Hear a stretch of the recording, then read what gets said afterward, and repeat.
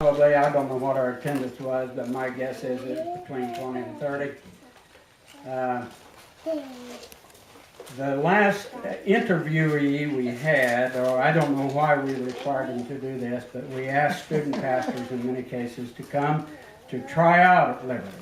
Well, once they tried out at Liberty, of course we were going to hire them because we had no other alternative. And our last one came from Lincoln Christian College in Illinois. And he was a 44-year-old Bible scholar with a family, a wife and 4 kids, with no known sources of income. Came to Liberty, preached one Sunday morning, and after it was over, I guess I was a self-appointed hirer of pastors. And I went up to him after the service, and I said, you know, you've done real well. You got a few things to learn, but I said, you've done good. And what do you think about being our $50 a week pastor at Liberty Church? And the poor guy was almost starving. And he said, I don't know about it yet. He says, I've got to go home and pray about it. On Monday morning, he called me back and he said, Mr. Chastain, he says, I like your kind offer, but I must regretfully decline.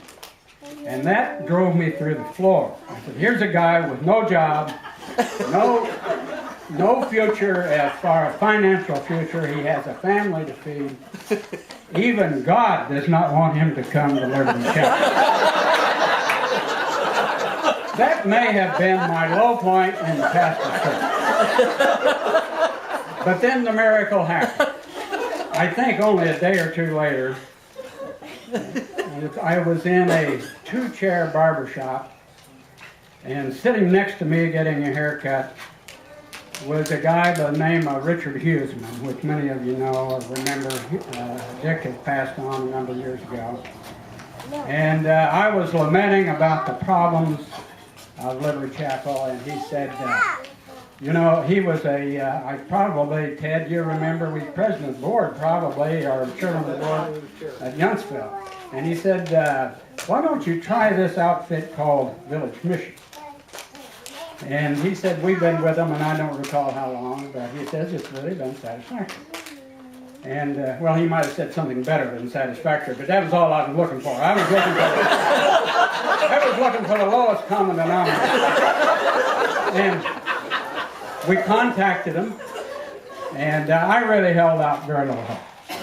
But very shortly thereafter, if I don't have brain fade here, Charles Siemens contacted me, and he said he would like to meet with a group of the people in Liberty Chapel. So sitting back here in this corner of the church, we probably had a dozen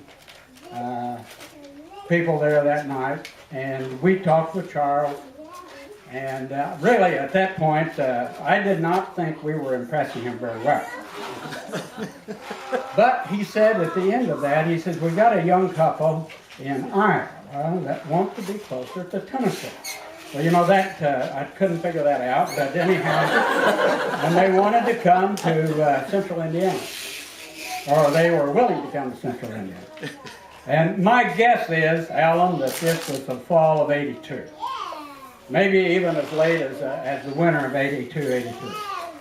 And then I believe, I may have my years crossed up a little bit, but I believe then in the spring of '83, we had this young family drive in with a orange-colored little car, and the miracle in the barber shop, as far as my feelings, Liberty Chapel did not explode.